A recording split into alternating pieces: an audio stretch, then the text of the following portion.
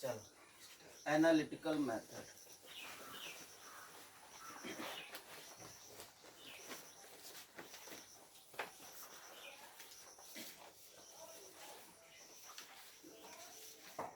Addition of vector, addition of vector, इसमें हम देखेंगे एनालिटिकल मेथड, गणितीय विधि। इसके पहले हम लोग ने गणितीय विधि त्रिभुज विधि देखी थी और समांतर चतुर्भुज देखी थी। जैसे एक वेक्टर ए है, एक वेक्टर बी है, इनके बीच एंगल जो है थीटा है। तो हमने एक ट्रायंगल मेथड देखा था, ए बी, और एक पैरेललोग्राम मेथड देखा था कि ये वेक्टर ए ड्रा कर लेंगे और ये वेक्टर बी थीटा एंगल पे। ए जिस डायरेक्शन में उतना ही मैग्नीट्यूड का और उसी डायरेक्शन में ए वेक्टर ड्रा करेंगे, और बी भी उसी डायरेक्शन में उतने ही मैग्नीट्यूड का ड्रा करेंगे। तो एक हमें समांतर चतुर्भुज मिलेगा, पैरेललोग्राम। इसकी हम डायगोनल को ज्वाइन कर देंगे, यही जो होगा रिजल्टेंट होगा, और इसका एंगल अल्फा ए से निकालेंगे, इसमें भी इसका एंगल अल्फा ए से निकालेंगे। ये रिजल्टेंट वेक्टर आर होता है। ठीक है, तो इसको हमने देखा है ग्राफिकल मेथड से। अब हम देखेंगे एनालिटिकल मेथड से, गणितीय विधि से।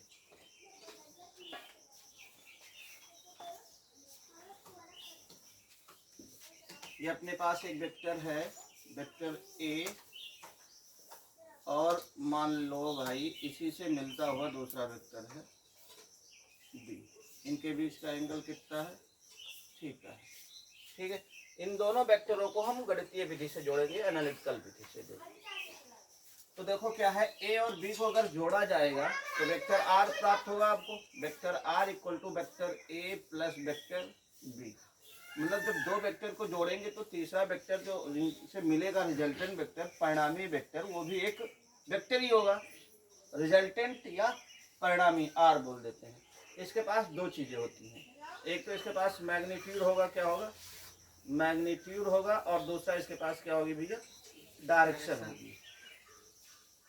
जो मैग्नीट्यूड होगा इसकी हिंदी है परिमाण, और इसकी जो हिंदी है वो है दिशा।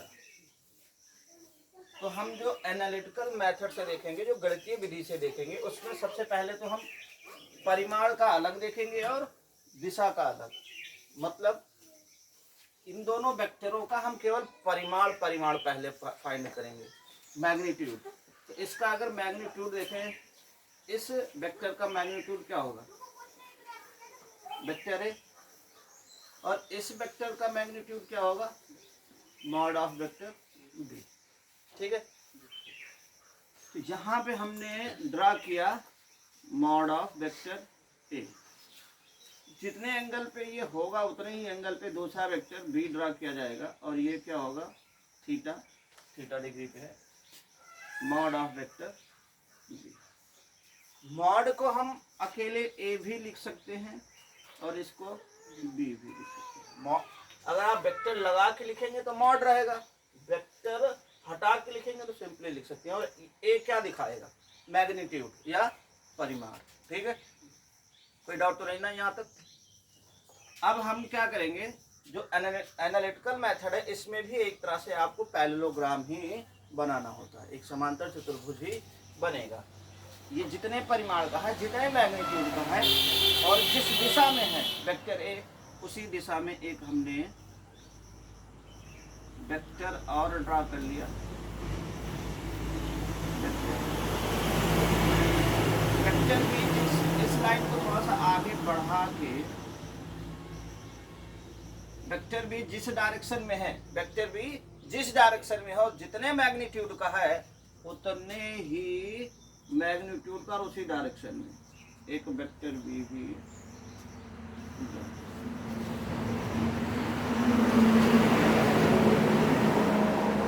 ये वेक्टर ए और वेक्टर बी के केवल हम लेंथ की बात करेंगे, लेंथ ऐसे भी मैग्नीट्यूड की बात करेगा। ठीक, यहाँ तक कोई डाउट तो नहीं भैया।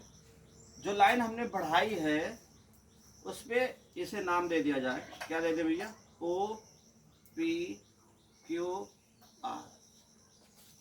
कोई डाउट तो नहीं आता, ठीक है ना। पॉइंट क्यू से इस पे हम एक परपेंडिकुलर ड्रा कर लेते हैं। क्या ड्रा कर लेते हैं, परपेंडिकुलर, मतलब ये 90 डिग्री, एक लंब खींच देंगे 90 अंश। ओ पी क्यू आर, इसको नाम दे दिया एस, क्यू आर एस, ठीक है।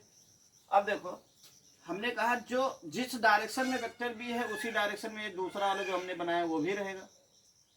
अगर ये थीटा है तो ये भी तो थीटा रहेगा, क्योंकि जिस दिशा में ये है वही दिशा ये है। जब दिशा सेम है तो एंगल सेम होगा, डायरेक्शन सेम होगी, है ना भैया। अब देखो अगर इसको थोड़ी देर के लिए भूल भी जाया जाए तो वेक्टर ए वेक्टर बी को हम एक पैरेललोग्राम वाले मेथड से जोड़ते हैं, तो ये मेरा क्या होगा, रिजल्टेंट होगा, आर होगा, आर होगा। अब ध्यान से अगर देखते हैं आप तो आपको यहाँ पे एक ट्रायंगल दिखेगा ओ क्यू एस, समकोण त्रिभुज, राइट एंगल ट्रायंगल दिख रहा है, दिख रहा है ना। और इस राइट एंगल ट्रायंगल में हम क्या लगाएंगे, राइट एंगल ट्रायंगल में क्या लगता है, पाइथागोरस थ्योरम। पाइथागोरस प्रमेय क्लास 10th में पढ़ी है कि एक अगर राइट एंगल समकोण त्रिभुज है ए बी सी, क्या होता था, 90 डिग्री के सामने वाली साइड जो होती थी हाइपोटेन्यूस होती थी, जिसे हम कर्ण बोलते हैं। और जिस 90 डिग्री, ये जहाँ से 90 डिग्री बना होता है वो आपका परपेंडिकुलर या लंब होता है। और ये वाला आपकी जो साइड है भैया ये होती है आपकी आधार या बेस। क्या होगा, कर्ण का स्क्वायर इक्वल टू लंब का स्क्वायर प्लस आधार का स्क्वायर। ये पाइथागोरस थ्योरम है, यहाँ पर भी पाइथागोरस थ्योरम हम यूज करते हैं। चलो, from triangle O Q S, O Q S को बना लिया जाए इधर।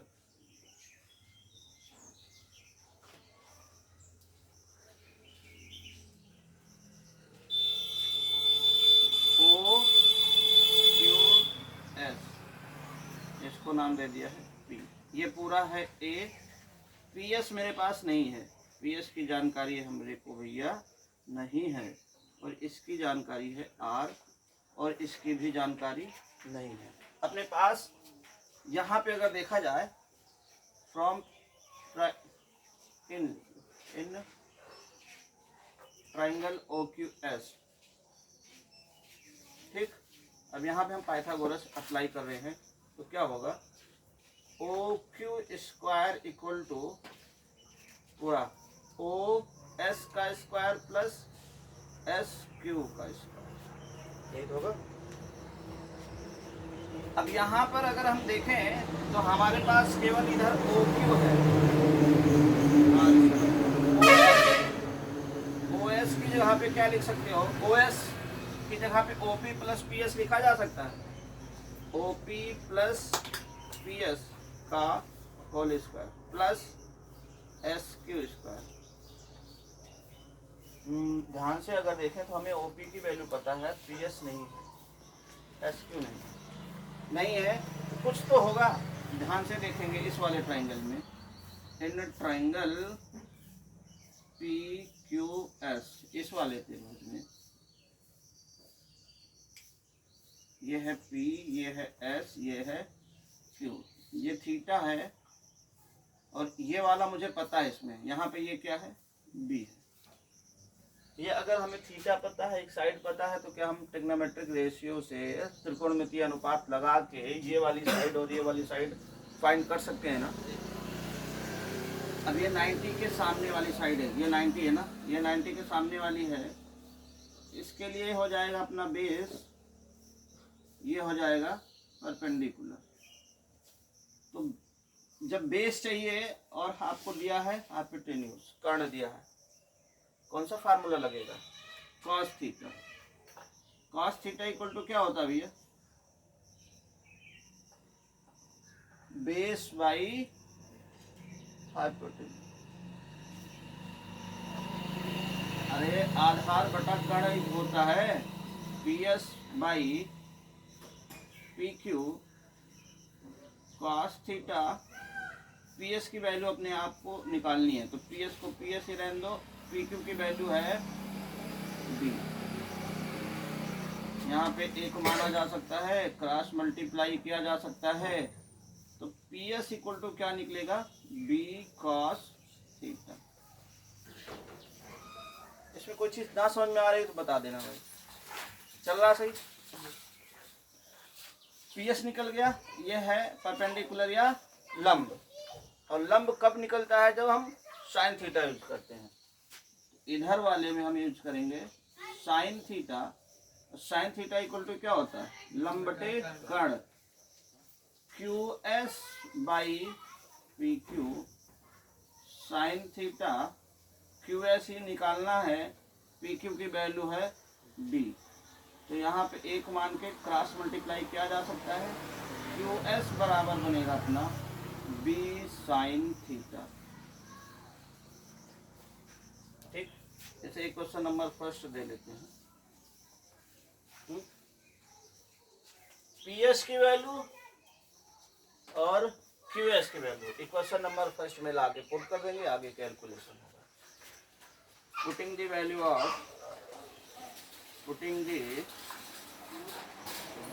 of PS and QS in equation first में पुट करेंगे। तो R square equal to OP की वैल्यू देखो क्या है, A। PS की वैल्यू निकली है B cos थीटा, इसका है स्क्वायर, प्लस SQ की वैल्यू है B साइन थीटा का स्क्वायर। ठीक है ना भैया।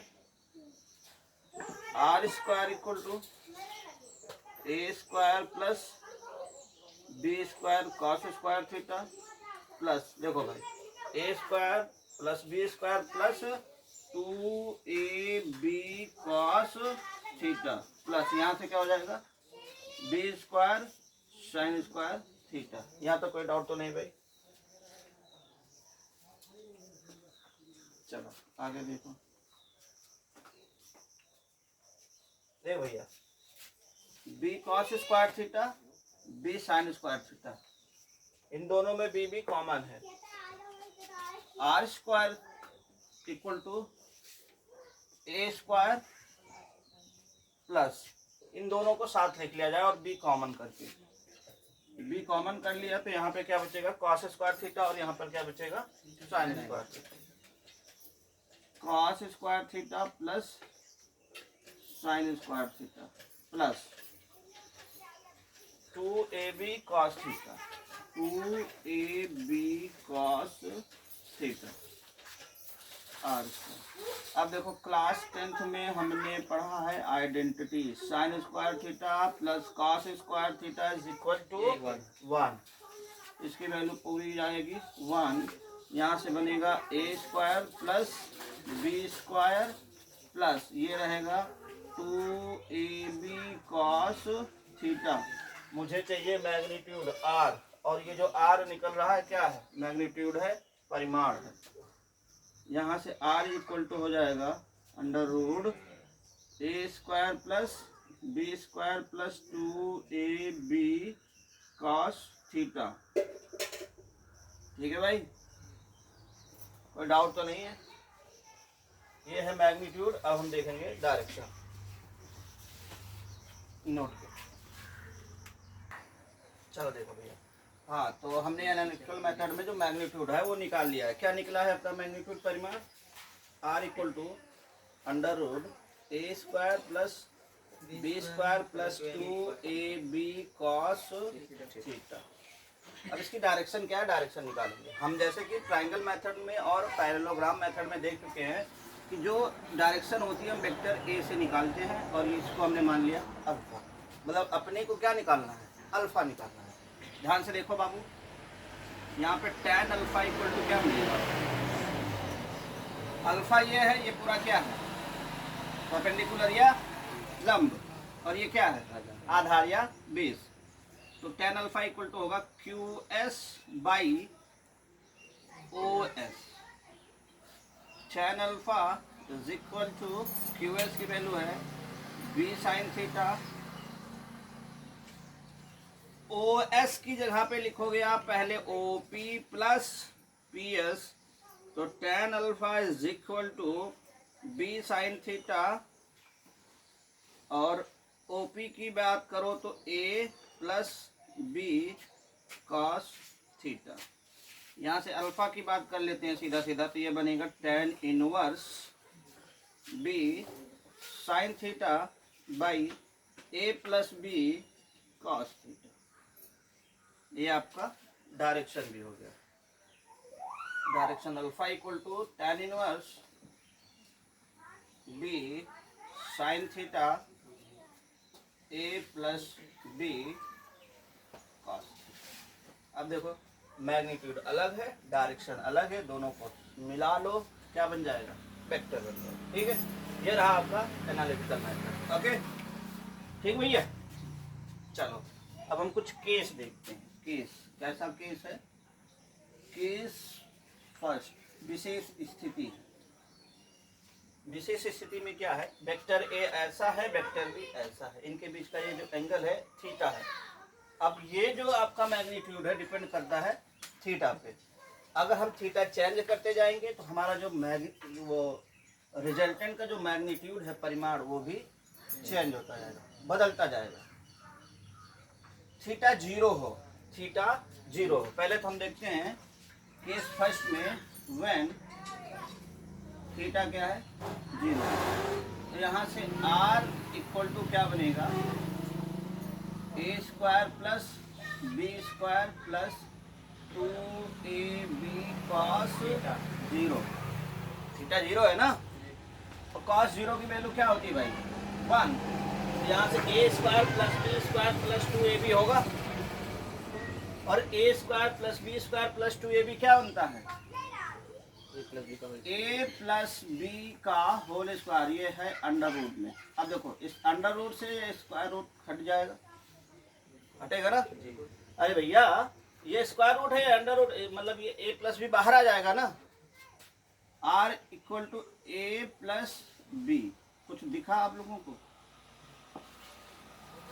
मतलब अगर थीटा जीरो है बोले तो एक वेक्टर ये है ए और दूसरा थीटा जीरो है, इसी में जोड़ना है भैया, कोई एंगल बनाना नहीं है, इसी में ही जोड़ना है वेक्टर बी। तो यहाँ से जो हमें मिलेगा वो a प्लस बी, सिंपली इसका मैग्नीट्यूड और इसका मैग्नीट्यूड जोड़ दो, आराम से मिल जाएगा आपको। इस केस में आपको मैक्सिमम मिलेगा। क्या मिलेगा, मैक्सिमम। जो a प्लस बी होगा वो मैक्सिमम मिलेगा। केस सेकेंड, थीटा क्या हो जाए, 90 डिग्री हो जाए है। तो यहाँ से r equal to under root A square plus B square plus 2ab cos 90, और कॉस 90 होता है जीरो, तो ये जीरो, तो ये पूरा टर्म जीरो। तो r क्या मिलेगा आपको, r मिलेगा ए स्क्वायर प्लस बी स्क्वायर। आगे से कभी भी दो वेक्टर अगर एक दूसरे से परपेंडिकुलर है, 90 डिग्री पे हैं, तो अगर हमसे रिजल्टेंट निकालने को पूछा जाएगा तो हम direct r equal to under root A square plus B square निकालेंगे, इतना नहीं लिखना। ठीक है, case third, case third, theta equal to कितना हो जाए, 180 डिग्री। ठीक, तो यहाँ से r equal to under root A square plus B square plus 2ab cos 180, और कॉस 180 की वैल्यू होती है -1। तो -1, ये -1 और ये इसको इससे मल्टीप्लाई करोगे तो ये माइनस हो जाएगा। यहाँ से r इक्वल टू बनेगा आपका बबुआ A square plus B square minus 2ab बनेगा ना भैया, कोई डाउट तो नहीं। A square plus B square minus 2ab, ये क्या फार्मूला बनेगा, A square A minus B का होल स्क्वायर। तो r इक्वल टू ये बनेगा a माइनस बी का होल स्क्वायर, यहाँ से ये मरेगा, r इक्वल टू बनेगा a माइनस बी। ए भाई ध्यान से देखो, a में b को जोड़ोगे, अगर a 5 हो b 3 हो तो सीधा सीधा जोड़ रहा है, 5 3 8 मैक्सिमम मिलेगा ना। ये a 5 था 3, अगर b 3 है तो 5 से 3 जाएगा, कितना मिलेगा 2, मतलब यहाँ पे क्या मिलेगा मिनिमम। तो मैक्सिमम वाला केस तब होगा जब थीटा 0 होगा, मिनिमम वाला केस तब होगा जब थीटा 180 होगा। और 180 का मतलब हमने आपको बताया है कि एक वेक्टर अगर इधर को है और दूसरा वेक्टर अगर अपोजिट हो, जस्ट अपोजिट हो ना, तो ये क्या बनेगा मिनिमम। ये एक दूसरे के अपोजिट हैं, तो यहाँ पे आपको क्या मिलेगा आर मिनिमम। ठीक है भाई, ये पूरा नोट लो, फिर हम बात करते हैं क्वेश्चन। चलो ए बाबू, चलो ए एक वेक्टर ए है, कितना ले लिया जाए 3 मीटर पर सेकेंड, मान लीजिए वेलोसिटी है 3 मीटर पर सेकेंड दी है, और एक दूसरी वेलोसिटी इधर दी है, ये 3 है, 3 है, इसे भी रखने का 3 मीटर पर सेकेंड, और इनके बीच का जो एंगल है वो कितना है 60। फाइंड रिजल्टेंट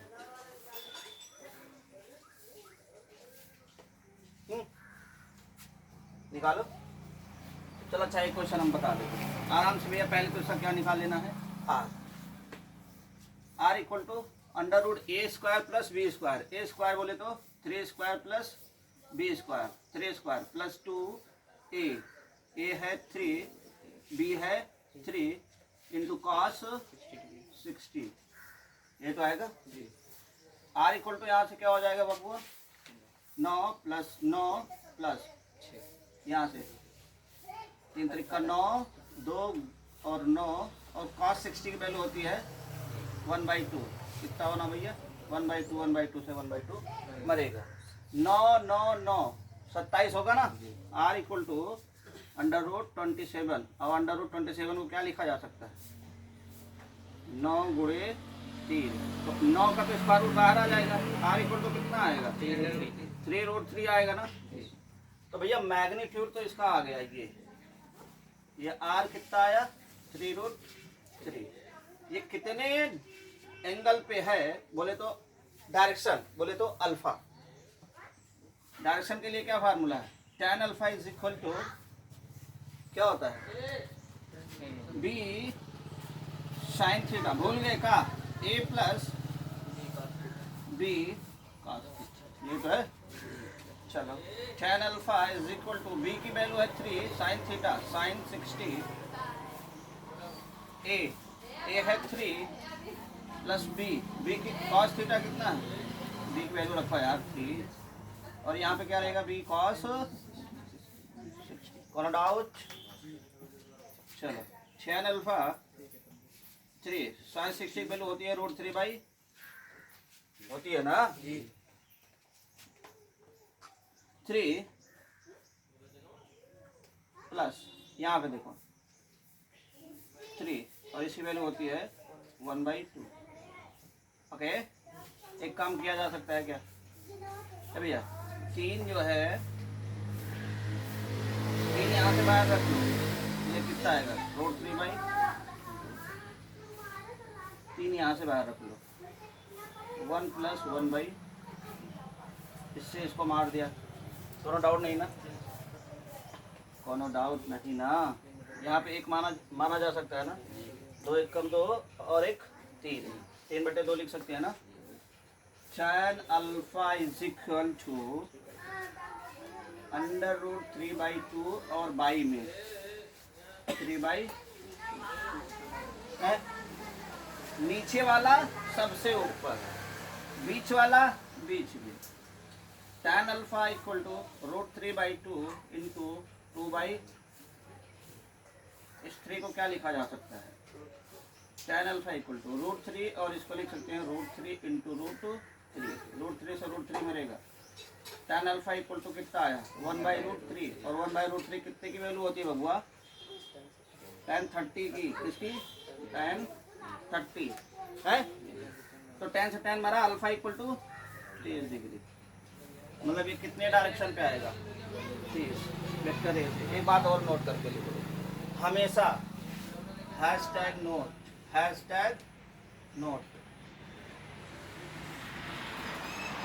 जब भी वेक्टर, दोनों वेक्टर का मैग्नीट्यूड सेम होगा, जैसे ये 3 है और ये 3 है, 4 है तो 4 है, 5 है तो 5 है, 10 है तो 10 है, 20 है तो 20 है, मतलब अगर दोनों वेक्टर का मैग्नीट्यूड सेम है तो जो रिजल्टेंट होगा वो हमेशा उनके बीच के जो एंगल है उसका क्या होगा, आधा होगा।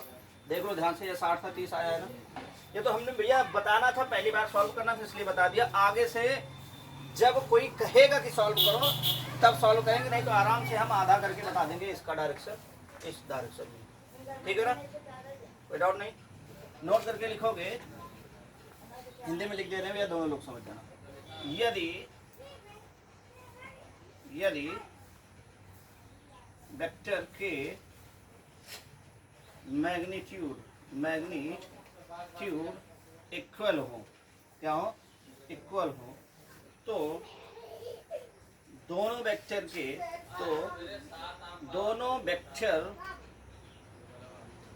के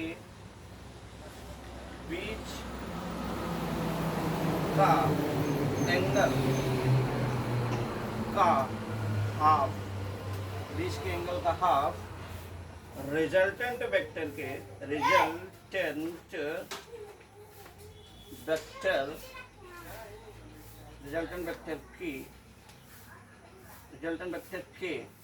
डायरेक्शन को शो करेगा,